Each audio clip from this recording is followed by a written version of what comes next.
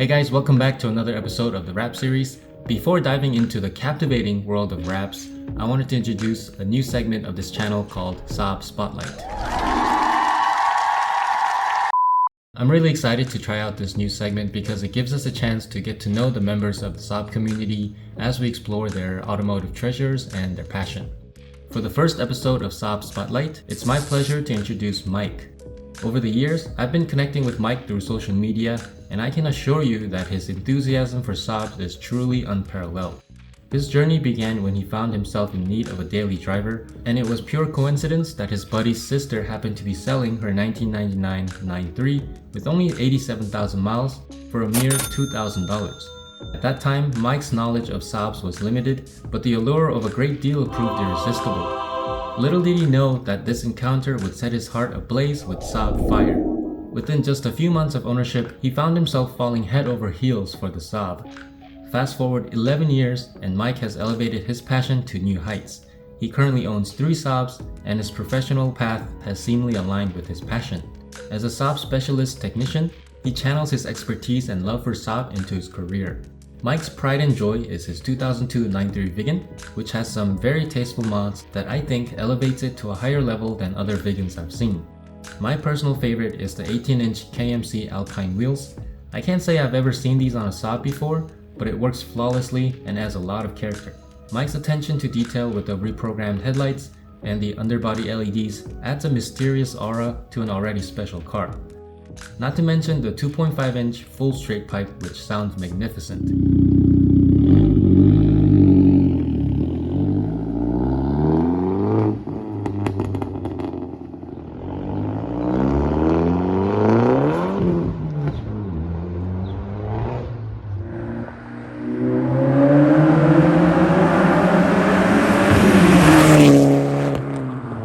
In addition to the 5-door Viggen, he is currently restoring his 1999 3-door Viggen in the iconic lightning blue, and a 2004 9.5 Aero 5-speed, which obviously has a special place in my heart.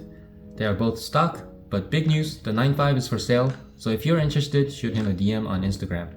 His dream Saab is the Pikes Peak Hill Climb Viggen, which doesn't get much love from the rally community, but it is a legend in its own right. Thanks Mike for sharing your awesome Saabs and your passion. It's people like Mike who keeps the flame alive for our dead brand, and I love seeing that. If you guys want to see more of Mike's Saabs, go to his Instagram and give him some love. So that's the end of episode 1 of Saab Spotlight. Do let me know what you guys think, and if you have any suggestions or comments, leave them down below. With that said, let's get to rapping. Blacking out the A-pillar was incredibly more difficult than I had expected. For starters, I really didn't want it to look like this, where the line doesn't flow at all.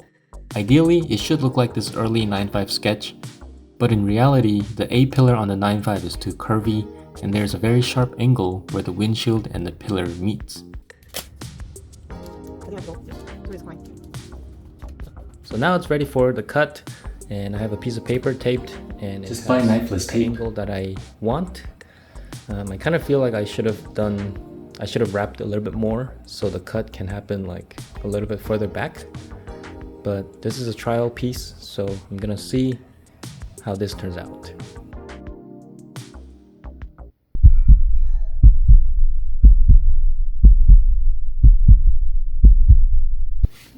Was that enough? We'll see. Okay, definitely not enough.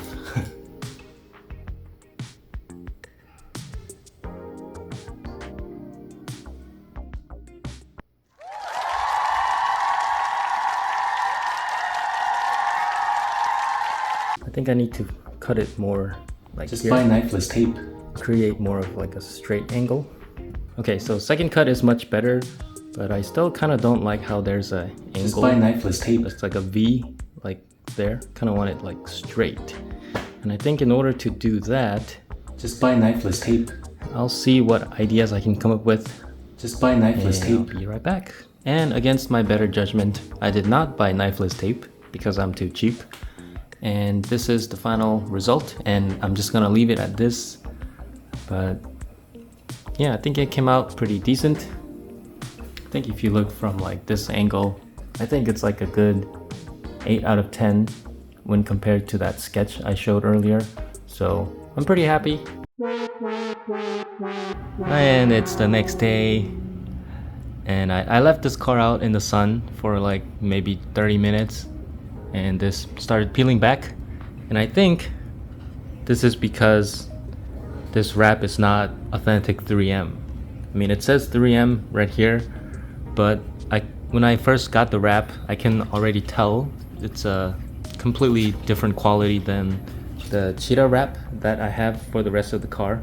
And on the other side, I did make the cut just with my knife, and you can see there's a gap here. And another funny thing, this adhesive kind of dried up here, and it's like peeling. And that's another reason why I think this is not real 3M. It's just bad quality stuff. I did get it on eBay, so probably my fault. So I should have listened to my inner voice saying get knifeless tape. I got it now, and I have a new black film on order, so I'm gonna redo that. When I took off the wrap, I realized it was not dry adhesive. It was my clear coat coming off. This is a good indication that the wrap was in fact bad quality.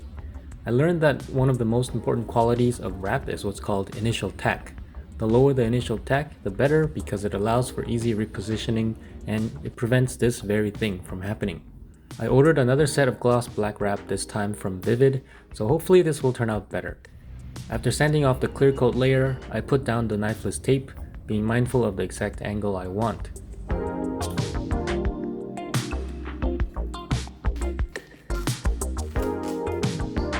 There was a slight learning curve with using the knifeless tape, but eventually I got it down.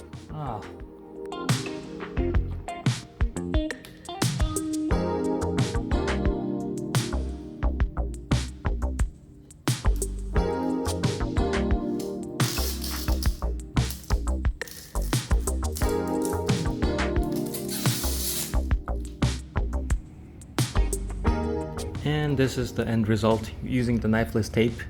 I'm pretty happy. It doesn't look very cohesive right now, but now I have the door done, and I put the side mirrors back on and the trim piece and the side skirts. I'm not sure what I did with that little piece right there. I know it's here somewhere, but I'll eventually find it. As much as I want to do the roof, I really need to do the front bumper so that I can put the front end back together just in case I need to drive this car for emergencies. For those that have seen my trim restoration episode, you've seen the accident I had on the front bumper where the clear coat layer completely started peeling off along with the masking tape. So I grabbed my water hose and gave the bumper a thorough wash, bidding farewell to the remaining clear coat. It was sad seeing how easily it came off. I put a lot of love on that bumper, but I know for sure that when I try to wrap it, any remaining clear coat will start coming off when I reposition the wrap, so it's very important that I remove all of it. This episode is getting too long, so I'll cut it short here, but hopefully by the next episode, you guys will be seeing a completed front end of this car, so I'm very excited about that. Anyways, that's all for this video, and as always, thanks for watching, and I'll see you guys on the next one.